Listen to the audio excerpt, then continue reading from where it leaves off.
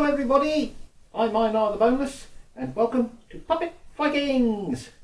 Today we're going to be talking about another bag. This one is the Gokstad Pouch.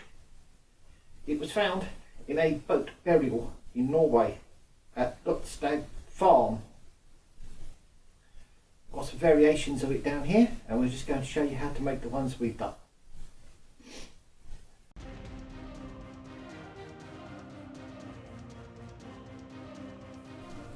So what we have there is the actual drawing of the pouch as it was found in 1882 at the Gokstad Farm, and that's 2020 current remains of the pouch. 9th century boat burial in Sagy in Norway at Gokstad Farm. I hope I'm pronouncing those right. It's an 1880s excavation. Now we take the piece of leather, in this case that's a nice piece of veg tan leather, and our template which we hand drew ourselves based on the image at the front, and we used a clear perspex because that's what he had to hand. There are various sites, especially on Etsy, which are offering well, a template which you can purchase from them for the pouch. Just got to look it up. There we go, that's our one. Just going to cut it out with a basic craft knife. This is quite thin leather. Like always, we just use what we have to hand. This was a nice piece of veg tan leather we had just sitting around from another project.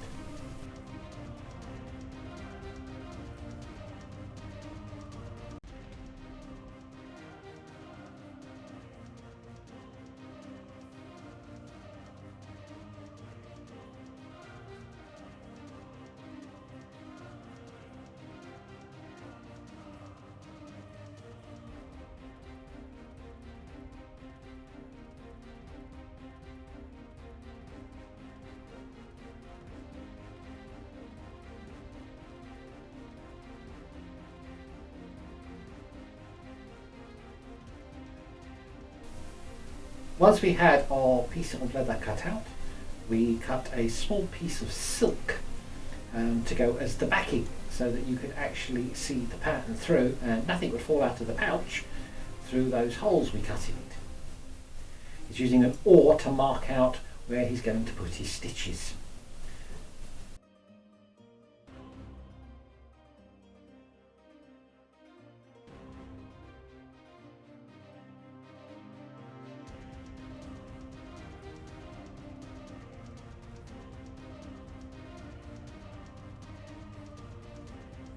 And we used a waxed linen thread to sew everything in place.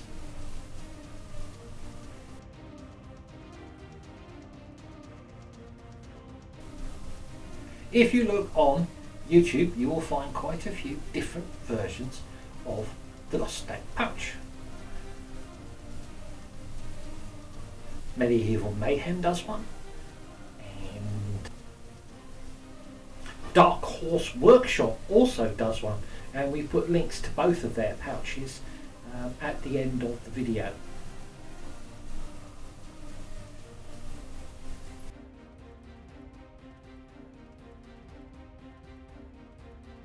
So once we had the silk placed in the thing, we cut another hole in the other piece of leather, which is going to be the underside of the pouch. Now this particular pouch, the entry point is on the underside and it basically folds over and you get into it from the other side like that. That's us turning it inside out so the good leather's on the outside.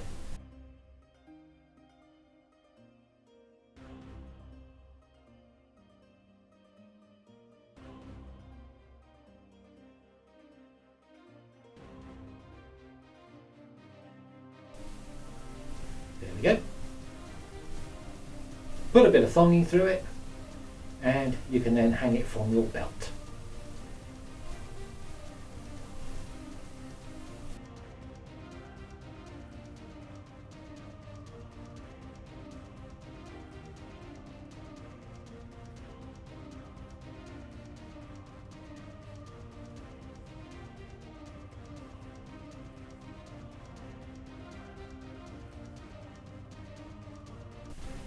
Right, cut out a couple more of identical pieces because we're going to make two different pouches as well. One which is a folding, which is a top entry pouch, and then one which is more like the traditional pouch most reenactors are used to. Again, using leather we had knocking around. In this case, this is some chrome tanned sofa leather.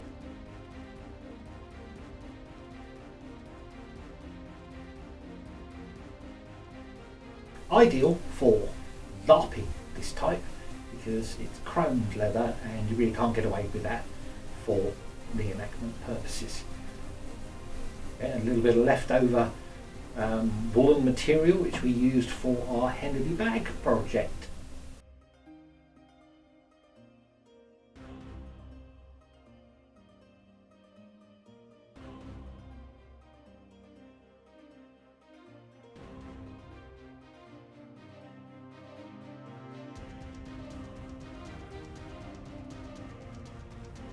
There's a nice set of documents called the Project Forlog, which has many interesting articles and is well worth a look, and we've also put a link to them as well, so you'll find all of those links in the video and in the description.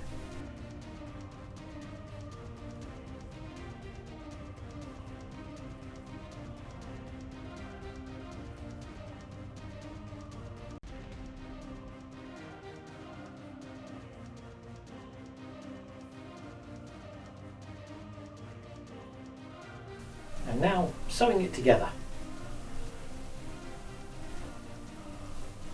When we sewed the first one together, because that was made of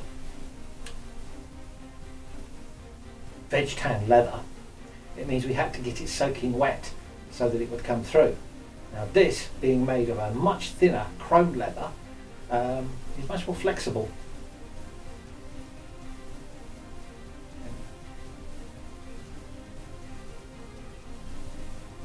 Yeah, look at that, just fold straight through, boom, done. Shiny pouch. There it is, ready to be hung from your belt. Much like the first one we made. Just the hole for getting into it's on the top.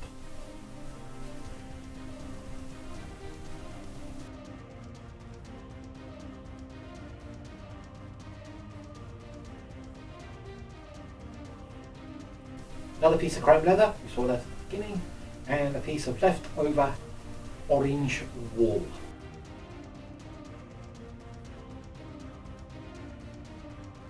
We used a different stitching method, much faster than the first one, and now we're going to stitch around both pieces once he's got them lined up.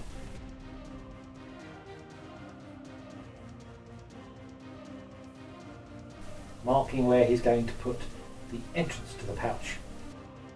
And you'll note we're putting our entrance to the pouch along the longest edge, I would guess you would say.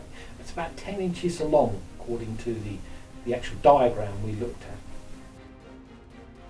A lot of them, pouches you will see, have the entranceway running alongside where those little holes are. Well, stiff bit of leather, just something to pull together. Yeah. I've seen them with wood, with leather, even with some intricately carved antler handles. It's up to you. There's not much left of the original pouch. You can do what you want in your design because nobody can tell you you're wrong. It's your interpretation, just like these three are our interpretations. Yes, we had a lot of help. Some nice people on Facebook pointed me to some pages. We read the pages. We had a look at other people's work, and then we decided this is what we were going to make. We're very grateful to everybody who helped.